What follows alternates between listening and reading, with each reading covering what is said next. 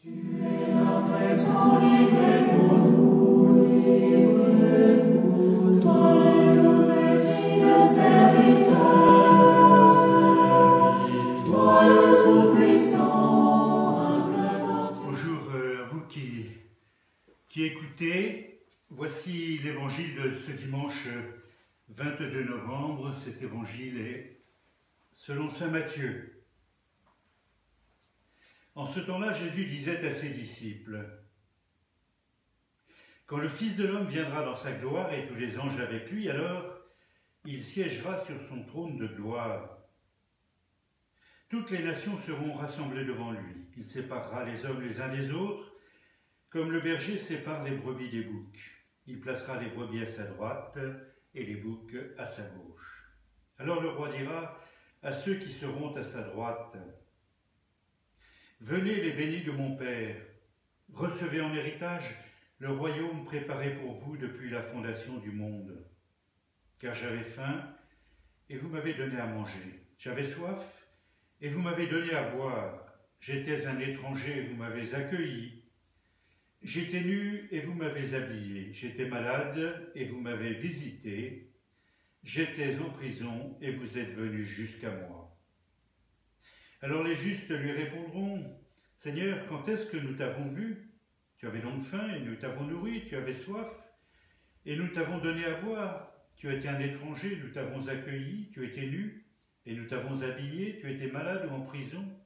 Quand sommes-nous venus jusqu'à toi? » Et le roi leur répondra: « Amen, je vous le dis. Chaque fois que vous l'avez fait à l'un de ces plus petits de mes frères, c'est à moi que vous l'avez fait. » Alors, il dira à ceux qui seront à sa gauche: « Allez-vous-en loin de moi, vous les maudits, dans le feu éternel, préparés pour le diable et ses anges. Car j'avais faim, et vous ne m'avez pas donné à manger. J'avais soif, et vous ne m'avez pas donné à boire. J'étais un étranger, et vous ne m'avez pas accueilli. J'étais nu, et vous ne m'avez pas habillé. J'étais malade et en prison, et vous ne m'avez pas visité. » Alors ils répondront eux aussi: « Seigneur, quand avons-nous vu avoir faim, avoir soif, être nus, étrangers, malades ou en prison, sans nous mettre à ton service ?» Il leur répondra: « Amen, je vous le dis, chaque fois que vous ne l'avez pas fait à l'un de ces plus petits, c'est à moi que vous ne l'avez pas fait. » Et ils s'en iront ceux-ci au châtiment éternel et les justes à la vie éternelle.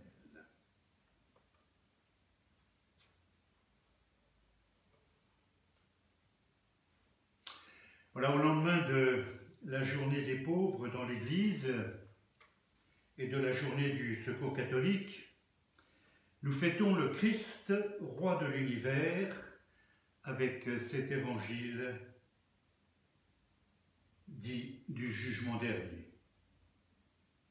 Je vous propose d'écouter cet évangile en 4 temps. D'abord un temps de contemplation, puis Jésus sait de quoi il parle, puisqu'il l'a fait. Ensuite, Jésus sait de quoi il parle, puisqu'il l'a vécu.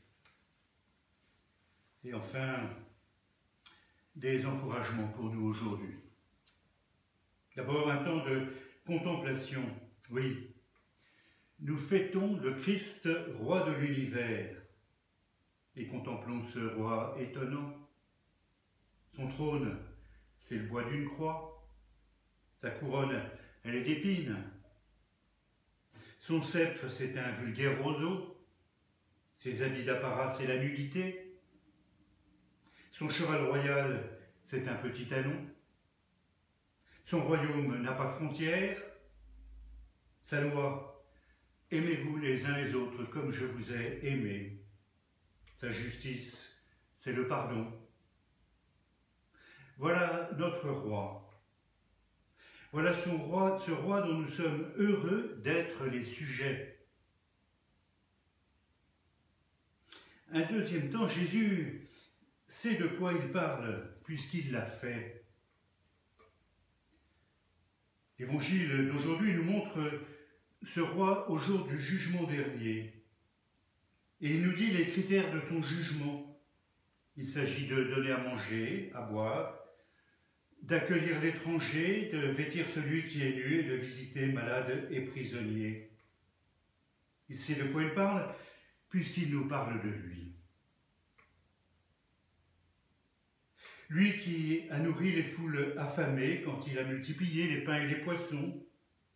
Lui qui a nourri ses disciples de son pain de vie au repas de la Cène. Lui qui continue de nous nourrir à chaque Eucharistie. Lui qui abreuve les convives aux noces de Cana, leur donnant même le vin le meilleur. Lui qui a abreuvé ses disciples de son vin de vie devenu son sang livré par amour pour la multitude. Il sait de quoi il parle, lui qui a accueilli l'étranger, la Cananéenne ou le Romain dont il s'émerveille de leur foi, lui qui a rencontré la Samaritaine. Il sait de quoi il parle lorsqu'il invite à visiter les malades, lui qui n'a cessé de guérir les aveugles, les lépreux, les sourds, les muets.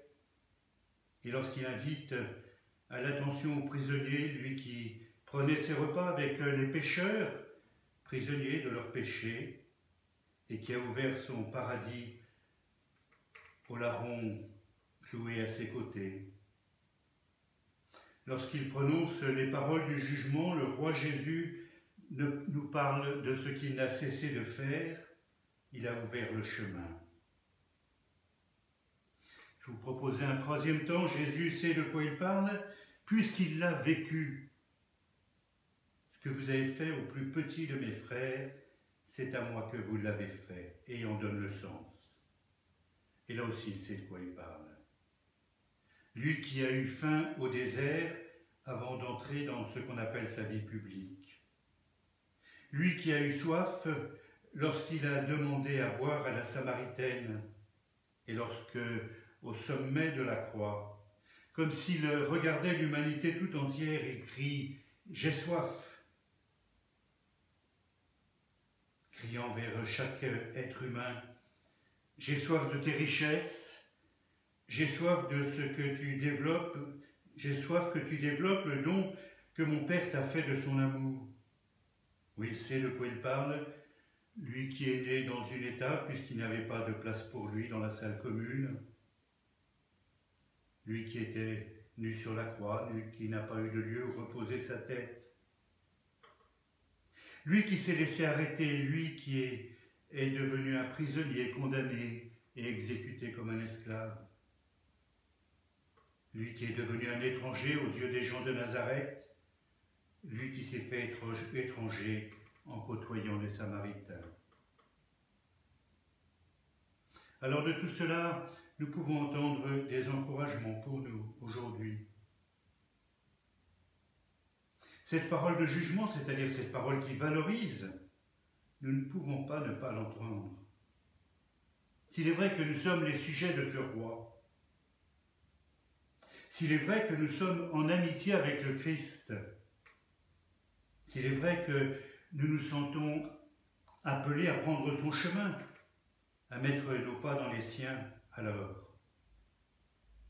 alors tout d'abord, rendons grâce pour tout ce dont nous sommes témoins, pour tous ces gestes de solidarité que nous voyons autour de nous.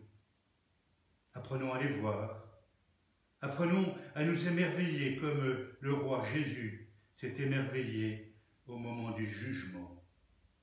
En particulier aujourd'hui, rendons grâce au Seigneur pour ce qu'il réalise par le Secours catholique. Et entendons cette phrase « Venez les bénis de mon Père ». Alors, entendons aussi, rendons grâce au Seigneur pour ce qu'il réalise déjà par chacun d'entre nous, dans sa relation aux pauvres, à l'étranger, aux malades et aux prisonniers. Mais aussi, entendons à la fois l'appel et l'encouragement à développer concrètement cette solidarité dans nos vies, concrètement dans ma vie. À quelle personne qui a faim ou soif ai-je répondu? Quelle personne malade ou prisonnière vais-je visiter?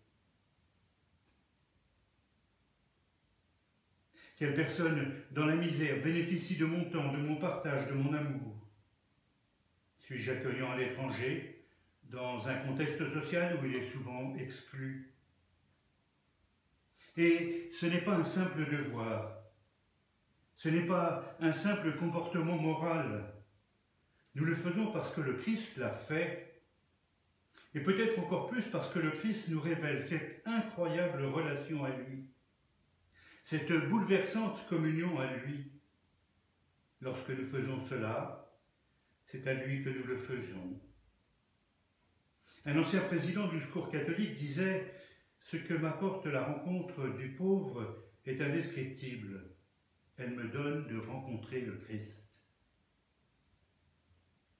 Si nous aimons communier au Christ dans l'Eucharistie, n'oublions pas cette autre communion au Christ qu'est la solidarité avec les blessés de la vie. La présence réelle du Christ est aussi dans les pauvres. Tu es là présent, livré pour nous.